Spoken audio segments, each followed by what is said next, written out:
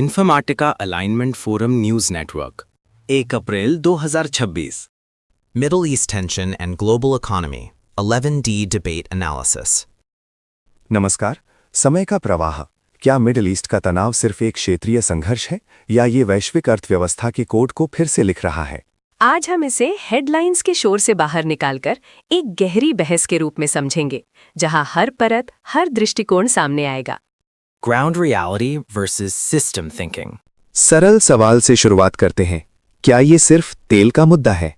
यदि आप इसे जमीन की हकीकत से देखें तो ऊर्जा आपूर्ति ही इस तनाव का पहला और सबसे स्पष्ट प्रभाव है। जब तेल की आपूर्ति में जोखिम आता है तो कीमतें बढ़ती हैं और उसी के साथ परिवहन, उत्पादन और अंततः महंगाई बढ़ती है। इसलिए आर्थिक दृष्टि से ये एक क्लासिक सप्लाई शॉक की स्थिति है। मैं इस दृष्टिकोण को अधूरा मानता हूँ। ये केवल तेल का संकट नहीं है, बल्कि शक्ति संतुलन का संघर्ष है। इसमें समुद्री मार्गों पर नियंत्रण, क्षेत्रीय प्रभुत्व और वैश्विक प्रभाव स्थापित करने की कोशिश शामिल है। तेल सिर्फ एक माध्यम है, वास्तविक खेल नियंत्रण का है। दोनों बातें सही हैं, लेकिन अधूरी हैं। अगर आप इसे 3D में देखेंगे तो ये तेल का संकट लगेगा, लेकिन जब आप इसे 11D दृष्टिकोण से देखते हैं तो ये एक सिस्टम लेवल एंट्रोपी स्पाइक है, जहां कई परतों में अस्थिरता एक साथ उत्पन्न होती है। Markets, fear versus fundamentals। जब ऐसी स्थिति बनती है तो बाजार कैसे प्रतिक्रिया देते हैं? बाजार गणित से कम और भावना से अधिक संचालित होते हैं। तनाव की खबरें आते ही निवेशक जोखिम से बचने लगते हैं, जिससे शेयर बाजार गिरते हैं और सोना जैसे सुरक्षित विकल्पों की मांग बढ़ती है। ये प्रतिक्रिया अक्सर तात्कालिक और भावनात्मक होती है। हालांकि ये भी समझना जरूरी है कि बाजार लंबे समय में मूलभूत आर्थिक कारकों पर वापस लौटते हैं।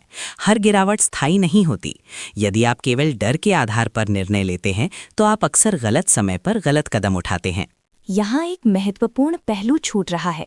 डर हमेशा स्वतः उत्पन्न नहीं होता, कई बार उसे निर्मित भी किया जाता है। सूचना का चयन, उसकी प्रस्तुति और उसकी पुनरावृत्ति, ये सभी बाजार की भावना को प्रभावित करते हैं। Narrative war, information as economic force। क्या आप कह रहे हैं कि मीडिया सीधे अर्थव्यवस्था को प्रभावित करता है? बिल्कुल। आज सूचना केवल जानकारी नहीं है, बल्कि एक आर्थिक और रणनीतिक उपकरण बन चुकी है। जब नकारात्मक खबरें लगातार दिखाई जाती हैं तो निवेशक घबराकर अपने निवेश निकालते हैं। इसके विपरीत यदि स्थिरता का संदेश दिया जाता है तो बाजार जल्दी संभल सकते हैं। इस प्रकार नैरेटिव केवल कहानी नहीं है, ये आर्थिक व्यवहार को आकार देने वाली शक्ति है। और यही आधुनिक युद्ध का नया स्वरूप है। जहां पहले हथियारों से नियंत्रण स्थापित होता था, अब धारणा के माध्यम से नियंत्रण स्थापित किया जाता है। Free will versus influence system. यदि नैरेटिव्स इतने शक्तिशाली हैं, तो क्या निवेशकों और आम लोगों के निर्णय वास्तव में स्वतंत्र होते हैं? मानव मस्तिष्क तेजी से निर्णय लेने के लिए शॉर्टकट्स का उपयोग करता है। डर और अनिश्चितता के समय हम विश्लेषण से अधिक प्रतिक्रिया करते हैं।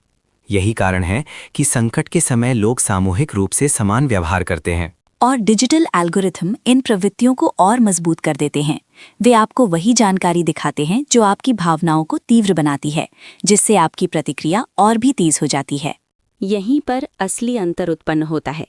जो व्यक्ति केवल प्रतिक्रिया करता है वो सिस्टम का हिस्सा बन जाता है, लेकिन जो व्यक्ति रुककर, समझकर और परतों को देखकर निर्णय लेता है वो सिस्टम को समझने लगता है।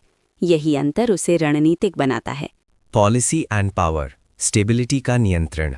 इस पूरी स्थिति में सरकारों की क्या भूमिका होती है? सरकारें कई उपकरणों का उपयोग करती हैं, जैसे ब्याज दरों में बदलाव, रणनीतिक तेल भंडार का उपयोग और कूटनीतिक संतुलन। इनका उद्देश्य बाजार में स्थिरता लाना होता है। लेकिन वास्तविकता ये है कि सरकारें अक्सर घटनाओं के बाद प्रतिक्रिया करती हैं। वे पूरी तरह से नियंत्रण नहीं कर पाती, केवल प्रभाव को कम करने का प्रयास करती हैं। और कभी-कभी अस्थिरता स्वयं एक रणनीति होती है, जिसके माध्यम से दीर्घकालिक लाभ प्राप्त किए जाते हैं। इंडिया पर्सपेक्टिव, रिस्क या अपॉर्चुनिटी। भारत के लिए इसका क्या अर्थ है? भारत के लिए ये स्थिति दोहरी है। एक ओर तेल आयात पर निर्भरता के कारण लागत बढ़ती है और महंगाई का दबाव आता है। दूसरी ओर ये अवसर भी पैदा करता है, जैसे वैकल्पिक ऊर्जा स्रोतों की ओर बढ़ना और वैश्विक कूटनीति में संतुलनकारी भूमिका निभाना। इस दृष्टि से भारत एक संतुलन बिंदु बन सकता है, जहां विभिन्न वैश्विक शक्तियों के बीच संतुलन स्थापित किया जा सके। तो अंतिम प्रश्न, क्या ये संकट वैश्विक अर्थव्यवस्था को गिराएगा या उसे बदल कर आगे ले जाएगा? निकट भविष्य में चुनौतियां और दबाव अवश्य आएंगे, लेकिन साथ ही शक्ति संतुलन में बदलाव भी देखने को मिलेगा। अंततः लोगों की धारणा और प्रतिक्रिया इस परिणाम को प्रभावित करेगी। यदि निर्णय केवल तात्कालिक प्रतिक्रिया पर आधारित होंगे तो अस्थिरता बढ़ेगी, लेकिन यदि निर्णय परतों को समझकर और दीर्घकालिक दृष्टि से लिए जाएंगे तो ये स्थिति एक नए संतुलन की ओर ले जा सकती है। अंतिम निष्कर्ष, तो ये स्पष्ट है, ये केवल एक क्षेत्रीय तनाव नहीं बल्कि एक बहुस्तरीय आर्थिक और मानसिक प्रणाली का प्रभाव है। जो केवल सतह को देखता है वो भय में निर्णय लेता है, जो गहराई को समझता है वो दिशा में निर्णय लेता है।